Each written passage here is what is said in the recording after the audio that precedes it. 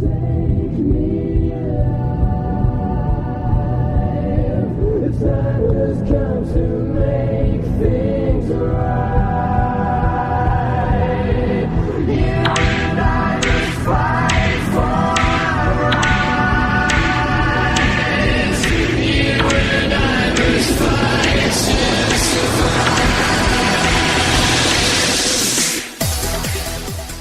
YouTube, it's Bithead85. Let's talk for a little while. Alright, let's take a trip to Fayetteville, Arkansas, shall we? The night of August 20th, I checked into my Twitter account, and one of my Twitterati comrades, Joe My God, had breaking news. Of course, being a sucker for Joe Jervis and his bearlicious hotness, and curious about what was going on, I looked at the link regarding Fayetteville, Arkansas. Now, this city is in the northwestern part of the state, hosts about 70,000 people as of the 2010 census. It's the third largest city in that state, and as of yesterday, the first one to as of August 20th, the first to pass a non-discrimination ordinance that covered gay, lesbian, bisexual, transgender people, along with people with disabilities. A few days before the vote, Michelle Durkin of 19 Kids and Counting fame put out a robocall that said if the ordinance passed, quote, men in dresses will go into areas designated for women only, pretending to be women to gain access to it. How would you feel if your daughter was in the changing rooms with someone like that?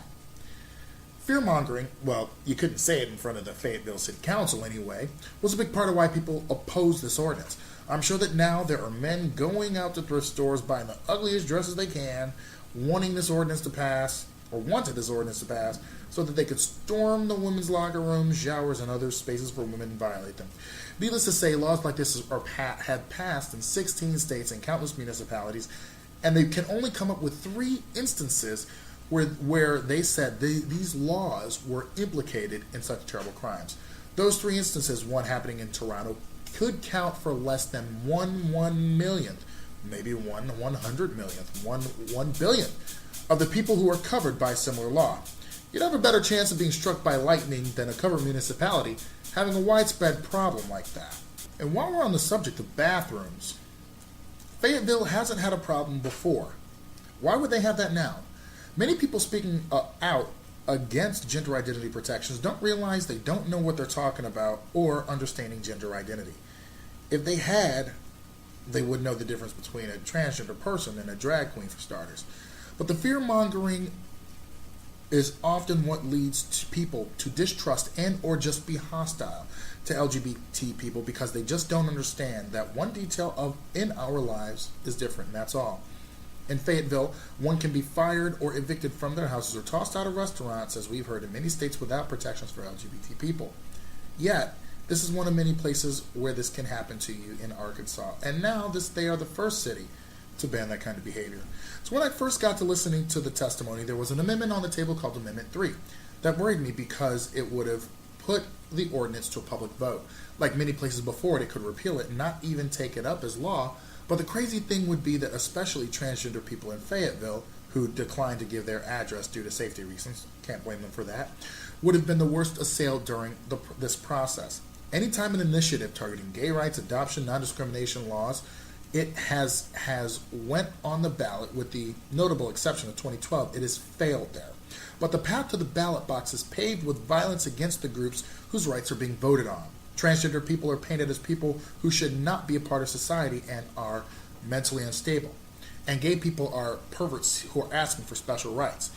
The rhetoric of your work should protect you becomes a mantra of no he, she's, or fags or dykes will be employed here. If someone truly believes that my work should define whether or not I continue employment where I am, why are those same people so adamant about opposing non-discrimination laws?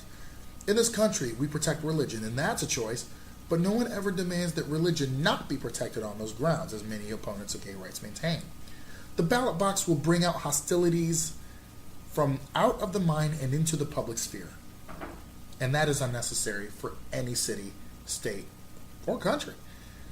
They call for debate, but when they know it will most likely lose at the ballot box, that is all the debate they desire. If the ordinance would have been upheld at the ballot box, you know they would have voted to fight to elect people who would promise to repeal it.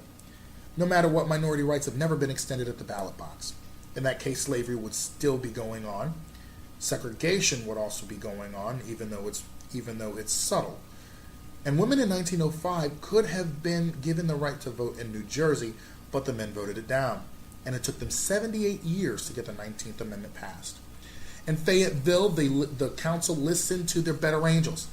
Not the pie chart guy or black grandkids guy who was virulently homophobic. The woman who supposedly had a gay friend who was against the ordinance. Yeah, right.